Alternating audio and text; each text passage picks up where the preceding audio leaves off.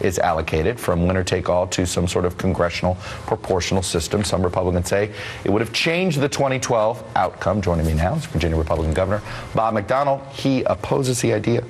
Explain why you oppose the idea. Well, both Democrats and Republicans have introduced that idea right after they've lost a presidential election. So I think it's a bad idea no matter who does it, because it changes the mix. I mean, the winner-take-all by state, I think, is the right way to go. It's consistent with federalism. I think more Republicans ought to step up, because it does look like, you lost the election, so you're trying to change the rules. Well, several other things. Scott Walker, Haley Barbour, some other people have come out. But to stop it. To stop it, right. And that's not going to happen in Virginia. We've got some other Republicans now that have come out against it. And you think it shouldn't happen in Michigan and these places? Well, no, first of all, I'm afraid people will ignore Virginia if that happens, or they'll only go to maybe one congressional district in Virginia, and that's not the way to go. You ought to campaign statewide, and so we were pretty relevant this time in this last election as a swing state. We'd lose that, but the bigger thing is it's not what our founders intended. So I'm content with the current law. It works. I was interested by something you said over the weekend. You made the community organizing. Yes. Joe, you said, we mocked this 5 years ago. It turns out they're pretty good at elections. They're pretty good at community organizing. Take me a step further. What do you mean by that? Do you think that you're not speaking very well? One of the criticisms I've heard from some conservatives is, the party doesn't persuade anymore. They're not making an argument. They're just saying, Democrats are wrong, we're right, deal with it. Yeah, and that's exactly the point. You can't show up 6 months before an election and say, here's all my great ideas and I'm against those guys, vote for me. That's not going to cut it. Community organizing, I think, means, every day, all day, you got to be out there in the communities persuading people why conservatism works, why liberalism fails, and more importantly, why it produces better results for them and their family and the things they care about. Chuck, roads, schools, public safety, health care. Our ideas actually produce results. And that's the Republican governor's story. We got 30 of them. We're getting things done. Balanced budgets, lower taxes, more jobs. And that's a compelling story. That's what people want, especially young voters. They want a job. They want to get out of debt. And I think we can show them why conservatism generates those results. Let me ask you about what you think you're hearing from this bipartisan proposal in the Senate on immigration. Are you for what you've heard? And do you think what they're talking about fits the definition of amnesty?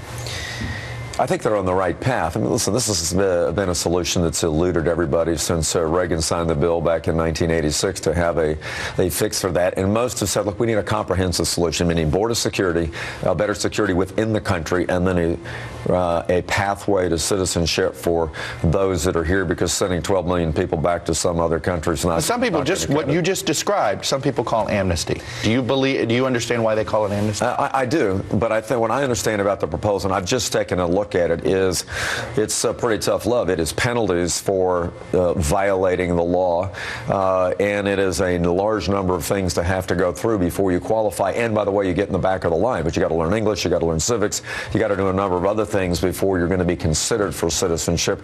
I think it's in the ballpark. It's been a thorny issue, but the good news is bipartisan group in both houses that are working on this, and I think Marco Rubio helping to lead the fight in the Senate is a good thing. All right, I want to talk about your proposal on transportation to abolish the gas tax. Sure. A lot of people first saw this and say, wait a minute, that doesn't make sense. Why are you abolishing the gas tax? But I understand that is it because the gas taxes that you're collecting, is it a shrinking pool of revenue? It's a long-term dying source of revenue. Explain, why do you believe that? Well, one, inflation. It's eaten up 55% of the gas tax since it was last raised in 1986 in Virginia. But two other major issues. One is alternative fuels between electric cars and natural gas cars, and who knows what other new technology we're going to be using other fuels. And thirdly is the CAFE standards. We've gone from 10.3 miles a gallon to 27.2 miles a gallon. To 50, and it's going to go up to over 40 in the next 10 years, Chuck. So you're right. That is, those three together continue to eat up the gas tax of what's going like this. So my suggestion is, let's make the change now. So let's convert it to a sales tax. You have to find a new. And so why a sales tax and not a sort of a user fee? Come up with other user fees, more tolls or things like that. Well, first of all, we already use the sales tax for transportation in Virginia. We've used a half a cent of the sales tax right now. We have for. So you want to raise it another? Yeah. Well, I'm doing it on a revenue neutral basis, converting from 5% to 5.8% to replace the gas tax revenue, essentially dollar for dollar. But then sales tax grows with economic activity, whereas the gas tax declines. It's real money. It's gotten a good conversation. We saw a poll the other day from CNU that showed of all the ideas out there, if people favor that 2-to-1 over other ideas. So it's novel. It's new. No other state's done it, but you know what? Every state's got the same problem. You got to build infrastructure. No, I know the state of Oregon was doing a pilot program that was going to charge track miles. Yeah. Did you look at something like that?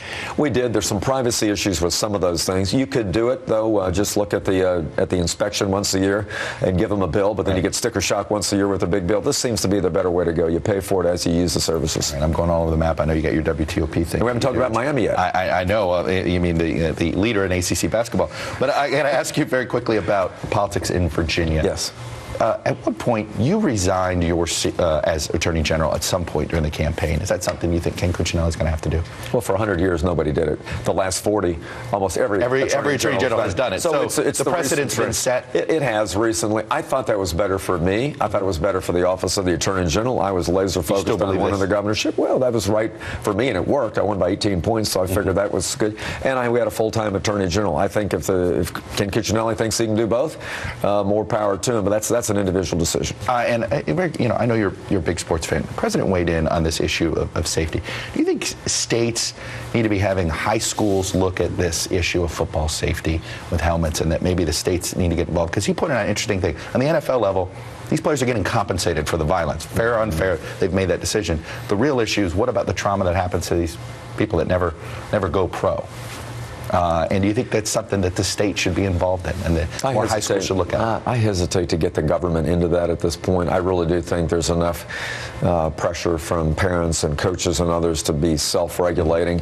I think they're working towards a solution. Look, my job right now is to provide better safety within the schools for our kids, and that's sure, we're talking about that on a separate level. Yeah, mental right, health and some other things like that. So we're making progress there, but I think this issue is going to be worked out by the doctors and the coaches. All right. Gov McDonnell, Governor of Virginia, always a pleasure.